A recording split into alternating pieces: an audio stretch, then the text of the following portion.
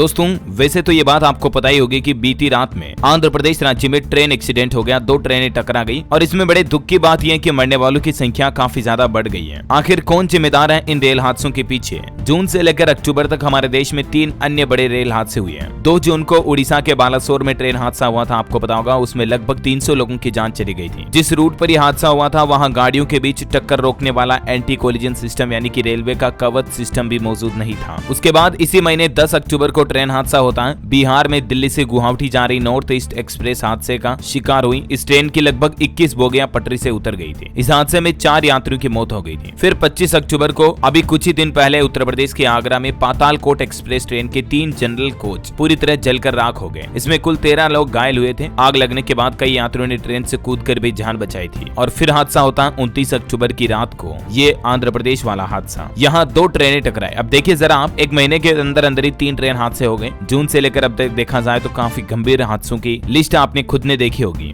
अभी जो आंध्र प्रदेश में ये देर रात ट्रेन हादसा हुआ, इसमें 14 लोगों की जान चली गई, 50 से ज्यादा लोग घायल हो गए। बताया जा रहा है कि ड्राइवर ने सिग्नल तोड़कर दूसरी ट्रेन को टक्कर मारी, जिसमें 5 कोच एक रेल के डीरेल हो गए। आंध्र प्रदेश के विजयनगरम जिले में रविवार की शाम को 2 ट्रेनें टकरा गई। इस हादसे में अब तक 14 की जान जाने की खबर है। यह आंकड़ा 8-9 ही था, लेकिन सुबह रेस्क्यू ऑपरेशन के दौरान पता चला सोमवार सुबह मरने वालों का आंकड़ा और ज्यादा बढ़ गया। हादसे में 50 से ज्यादा यात्रियों के घायल होने की खबर है। इस रेल हादसे के बाद देश के प्रधानमंत्री नरेंद्र मोदी ने रेलवे मंत्री अश्विनी वैष्णव से फोन पर बातचीत की और इस हादसे के हालातों की समीक्षा की। रेल मंत्री अश्विनी वैष्णव ने ट्वीट करते हुए लिखा कि इस हादसे में जान गंवाने वाले लोगों को 10-10 लाख रुपए का मुआवजा दिया जाएगा। गंभीर रूप से घायलों को 2.5 लाख रुपए और माइनर इंजरीज जो हुई है कम घायलों को 50-50 हजार रुपए की सहायता राशि भी दी जाएगी। लेकिन जरा सोचिए दोस्तों, क्या इन सहायता राशि से उन परिवारों के जख्म भर जाएंगे जिन्होंने अपनों को खो दिया? कहीं न कहीं देखा जाए तो रेलवे प्रशासन या उनमें काम करने वाले कर्मचारियों की लापरवाहियों की वजह से ही आए दिन इस तरह के बड़े हादसे होते हैं। और अभी तक भी हमारे देश में ज्यादातर ट्रेनों में कवच सिस्टम भी इंस्टॉल्ड नहीं है, जिस पर सरकारों को खासा ध्यान देने की जरूरत है, ताकि उड़ीसा के बालासोर और इस तरह के आंध्र प्रदेश जैसे हादसे भविष्य में हमें देखने को न मिले। ये हादसों की कुछ तस्वीरें देखिए आप। सोमवार सुबह से घटना स्थल पर बड़ी संख्या में पुलिस बल और रेस्क्यू टीम तैनात है। मैंने आपको बताया था ना, ये हादसा 2 पैसेंजर ट्रेनों के बीच टक्कर से हुआ। विशाखापट्टनम पलासा पैसेंजर और विशाखापट्टनम रायगढ़ पैसेंजर ट्रेन के बीच टक्कर हुई। टक्कर के बाद दोनों पैसेंजर ट्रेनों के लगभग 5 कोच क्षतिग्रस्त हो गए और हादसे के बाद ट्रेन के कुछ कोच तो एक दूसरे के ऊपर चढ़ गए, जिससे रेस्क्यू में भी काफी दिक्कतें आई। और बड़ी दुख की बात यह कि हादसा रात के अंधेरे के समय हुआ, तो कई घंटों तक रेस्क्यू ऑपरेशन भी नहीं चल सका। टक्कर के बाद एक ट्रेन के 3 कोच डीरेल हो गए, जबकि दूसरी ट्रेन के 2 कोच पटरी से उतरे। हादसे के बाद इस रूट पर 33 ट्रेनों को भी कैंसिल किया गया, रद्द किया गया। हादसे की जानकारी मिलने के बाद एनडीआरएफ और स्थानीय लोग मौके पर पहुंचे। रेलवे की तरफ से इस हादसे से संबंधित कुछ आपातकालीन नंबर जारी किए हैं। जो